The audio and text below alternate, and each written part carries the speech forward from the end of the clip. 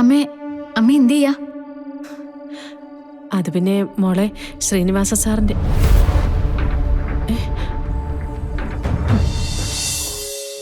Mummy വിളിച്ച് ബിസിനസിന്റെ കാര്യങ്ങളാണെന്ന് പറയുമ്പോൾ എങ്ങനെ നോ പറയുന്നത് അല്ലേ? എന്നാലും കഷ്ടമായി പോയി.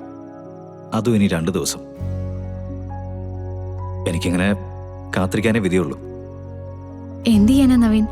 എന്തെങ്കിലും സാധ്യത ഉണ്ടായിരുന്നെങ്കിൽ മമ്മി ഇങ്ങനെ ബുദ്ധിമുട്ടിക്കില്ലായിരുന്നല്ലോ. എനിക്ക് ബിസിനസിന്റെ കാര്യങ്ങളൊന്നും അറിഞ്ഞൂടാ. എത്രയോ കാലങ്ങളായിട്ട് മമ്മി പറയുന്നിടത്തൊക്കെ ഒപ്പിടുന്നു, അത്രേ ഉള്ളൂ. പക്ഷേ ഇപ്പൊ തന്റെ മമ്മിയുടെ സിഗ്നേച്ചർ നമ്മുടെ തലയിൽ വന്ന് വീണെന്ന് മാത്രം. സാരമില്ല, തനിക്ക് തന്റെ മമ്മിയെ വിഷമിപ്പിക്കാൻ പറ്റില്ല എന്ന് എനിക്കറിയാം.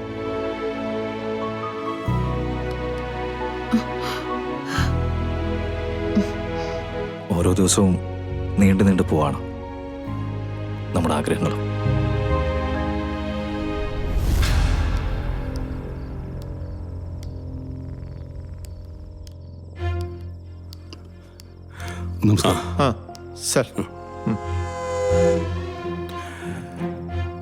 കുറച്ചു കഴിഞ്ഞ് ഞാൻ പിൻവശത്തെ വാതിൽ തുറന്നു തരാം. അതിലൂടെ അകത്ത് കയറിയാ മതി. ഇവിടെ CCTV ഒന്നുമില്ല. എന്നാലും മുഖം ഒന്ന് മറച്ചേക്ക്. അവള് കാലൊടിഞ്ഞു കിടക്കുക. അതുകൊണ്ട് എഴുന്നേറ്റ് ഓടൂന്ന് പ്രതീക്ഷിക്കണ്ട. ജീവൻ അവസാനിച്ചെന്ന് ഉറപ്പാക്കിയേ പോകാവൂ.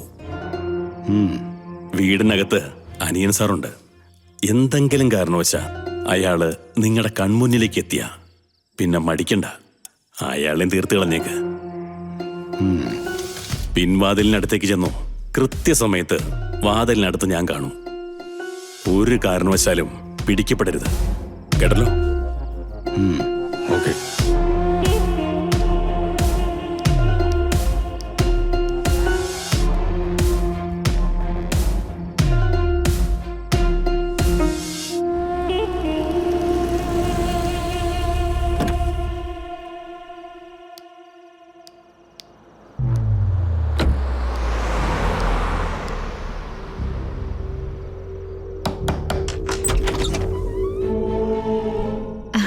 സിൻചിച്ചി, മേഡം എന്തിനാ എന്നെ വിളിപ്പിച്ചേ?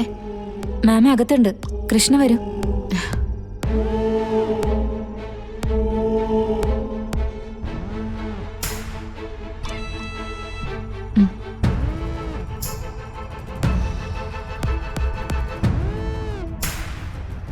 പോരുമ്പോ കളരിക്കുള്ളവരെ പ്രത്യേകിച്ച് എന്തെങ്കിലും ചോദിച്ചായിരുന്നോ?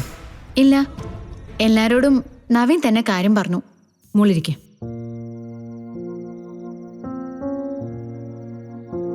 എന്തിനാ മേഡനെ വിളിപ്പിച്ചേ? നാളെ ഗാഥയുടെ കാലിലെ പ്ലാസ്റ്റർ എടുക്കും. അത് കഴിഞ്ഞാൽ നിനക്ക് ശ്രീനിവാസിന്റെ അടുത്തേക്ക് പോകാനായിട്ട് തടസ്സമൊന്നുമില്ല. രാവിലെ നമുക്ക് ഒരുമിച്ച് പോവാം. കൃഷ്ണയെ അവിടെ ആക്കിയിട്ട് ഗാഥമ്മളുമായിട്ട് എനിക്ക് തിരിച്ചു പോരാം. ശരി മാഡം. പക്ഷേ എനിക്കൊരു അപേക്ഷയുണ്ട്. എന്താ? ഇനി ഒരിക്കലും കളരിക്കലേക്കോ നവീന്റെ മുന്നിലേക്കോ പോവാൻ എന്നെ നിർബന്ധിക്കരുത്. എന്തവസ്ഥയുണ്ടെന്ന് പറഞ്ഞാലും എന്നെ നിർബന്ധിക്കരുത്. ഒരാളെ വിഡ്ഢിയാക്കുന്നതിന് ഒരു പരിധിയില്ലേ? ദൈവങ്ങൾക്ക് മുന്നിൽ പോലും മാപ്പ് കിട്ടാത്ത കാര്യ ആ പാവം നവീനോട് ഞാൻ ചെയ്യുന്നേ. ഞാനായിട്ട് കുറെ മോഹങ്ങൾ ഉണ്ടാക്കി കൊടുക്കാം. ഗാഥ അവിടെ ചെല്ലുമ്പോ അതെല്ലാം തല്ലി തകർക്കാം. ഈ ആൾമാറട്ട് ഒന്നും അറിയാതെ എന്താണ് തന്റെ കൂടെയുള്ളവൾക്ക് പറ്റിപ്പോയതെന്ന ടെൻഷനില്ല ആ മനുഷ്യൻ. എനിക്കിനി വയ്യ മാഡം. ഓക്കെ, നിന്നെ ഞാൻ ഇനി ബുദ്ധിമുട്ടിക്കില്ല. ഈ നടക്കുന്ന കാര്യങ്ങളിലൊക്കെ എനിക്കും വിഷമമുണ്ട് മോളെ. നിനക്ക് വേണ്ടി നിന്റെ അമ്മ ഒരുപാട് സങ്കടങ്ങൾ സഹിക്കാറില്ലേ? അതുപോലെ തന്നെയാ എൻ്റെ മോക്ക് വേണ്ടി ഞാനും. ഇനി എല്ലാം ശരിയാവും. നിനക്ക് നാളെ നല്ലൊരു ജീവിതം കിട്ടും. എനിക്കൊരിക്കലും നിന്നെ ദ്രോഹിക്കാനാവില്ല. മുമ്പ് ഞാൻ ദ്രോഹിച്ചിട്ടുണ്ട്, ഭീഷണിപ്പെടുത്തിയിട്ടുണ്ട്, നിന്റെ അമ്മയുടെ ജീവൻ വെച്ച് വരെ വിലപേശിയിട്ടുണ്ട്. പക്ഷെ അവിടെ നിന്നൊക്കെ നമ്മൾ ഒരുപാട് ദൂരം മുന്നോട്ട് വന്നില്ലേ? ഞാൻ പോലും അറിയാതെ നീ എൻ്റെ മനസ്സിൽ ഇടം പിടിച്ചില്ലേ? നാളെ പുഴയോരത്തേക്ക് ചെല്ലുന്ന കാര്യം ഇപ്പൊ ആരോടും വിളിച്ചു പറയണ്ട. ഞാൻ മുമ്പ് പറഞ്ഞിരുന്ന വാക്ക് ഒരിക്കൽ കൂടി ആവർത്തിക്കുക. എന്നെങ്കിലും നിനക്കൊരു പ്രശ്നം ഉണ്ടായാൽ നിനക്ക് ധൈര്യത്തോടെ എന്നെ വിളിക്കാം. ഞാനത് പരിഹരിച്ചിരിക്കും. പ്രായശ്ചിത്തം ഒരുപാട് ചെയ്യാനുണ്ട് നിന്നോട്. എന്റെ തെറ്റുകളും മുകളിൽ ക്ഷമിക്കുമല്ലോ. മാഡത്തിന് തന്ന വാക്ക് പാലിക്കാൻ വേണ്ടി മാത്ര ഞാൻ ഇങ്ങനെയൊക്കെ മാറിക്കൊണ്ടിരിക്കുന്നത്. എന്റെ അമ്മയെ മാഡം മനസ്സിലാക്കാത്തതിൽ എനിക്ക് സങ്കടമുണ്ട്. പക്ഷെ മാഡത്തിനോട് എനിക്ക് വെറുപ്പൊന്നും തോന്നിയിട്ടില്ല.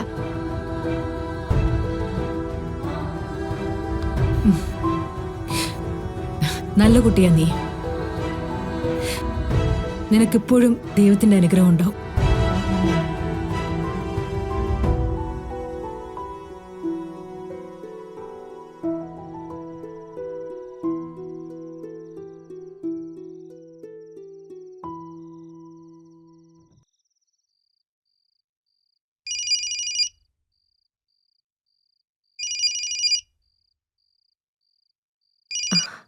ആ മോളെ, അമ്മ എന്ത് ചെയ്യാ? അത് പിന്നെ മോളെ, ശ്രീനിവാസ സാറിന്റെ മോളെ, അമ്മ പിന്നെ വിളിക്കാൻ കേട്ടോ. എന്താ? നിന്റെ അച്ഛൻ എന്നെ വിളിച്ചെന്ന് തോന്നുന്നു. എന്താന്ന് ചോദിക്കട്ടെ?